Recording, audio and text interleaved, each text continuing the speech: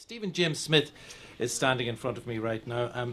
Stephen, the poem that you're going to recite part of for us is called The Gardener. Maybe explain who the gardener is. It's about my mother. Yeah, so it's a poem from me. And I think she's listening as well at home, so no pressure. Are you sure she's not out in the garden? Possibly. Well, let's hear the genius of your words right now. Recite some of The Gardener for us. She turned to me and said, "Do you think I'm happy?" And I heard a question that I didn't want to hear. I knew the answer. I've listened to the cry, but to face it made me uneasy.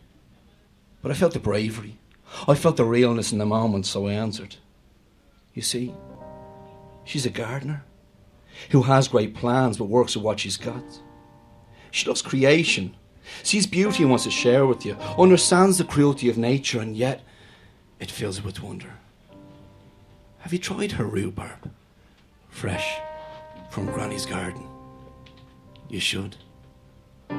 Maybe there are prettier roses, but she'd rather be a cook apple. Or better yet, a gooseberry. Her hands are worn, the flesh loosened by age. She held my hand in church today for the first time in too long. Her eyes are still young, still life to be lived. This, Joe Bangles, is not condemned when there is breath left. Still seeking that happiness. God love her.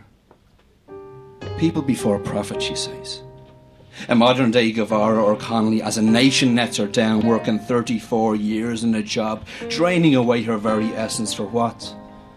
To feed me, educate me, clothe me, but not stopping there. I remember she took me to Mrs. Prendergast near Butlins when we couldn't afford to go to Butlins. Caravanning around with the takeaway Chinese, the Isle of Man, the theatre, Tuesday swimming with the chicken snack box afterwards, cinema on Coolock on Saturday for the kids special where I got most of the popcorn, jazz after church every Sunday as we did today. 28 years on. Taught me to notice the sunset, her bondage, a sick child in a broken marriage, all this, and I don't know how to speak to her.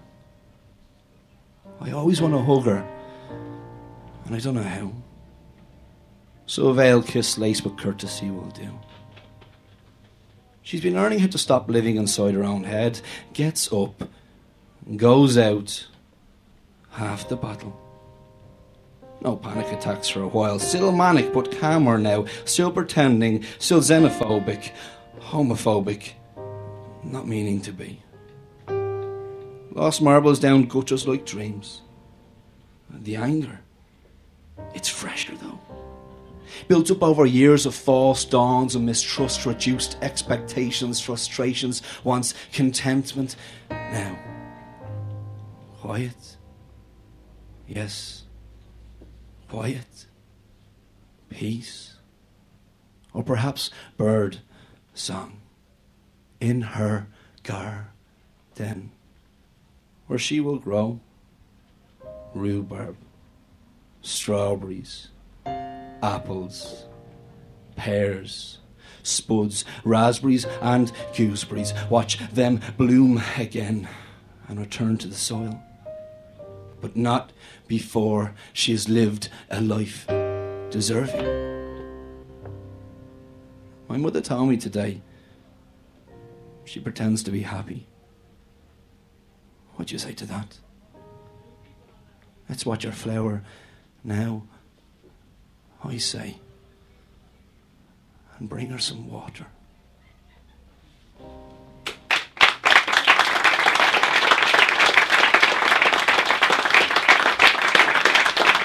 Stephen James Smith with his poem The Gardener. Now you say in that poem, Stephen, that you always want to hug her but you don't quite know how. I'm sure she feels the warmth of the hug down the radio this evening listening to that. Hopefully so. Emotionally difficult, is it emotionally costly to write a poem like that and to recite it? Yeah, that's the best poem I've ever wrote. That's the most important thing that I've ever produced, and I don't think I'll ever top that because it redefined the relationship I have with my mother. Because at times it was testing, but you know, like we all kind of go through difficult things. But I remember, actually, it was her 60th birthday, and I didn't know what to get her, and my friend Enda, over there, Enda Riley, we recorded it on a CD, and I left it in the house, and I ran away, because I couldn't, I felt she had to hear it, but I didn't know how to give it to her, and then our relationship, I feel, has improved a lot, and I can hug her now.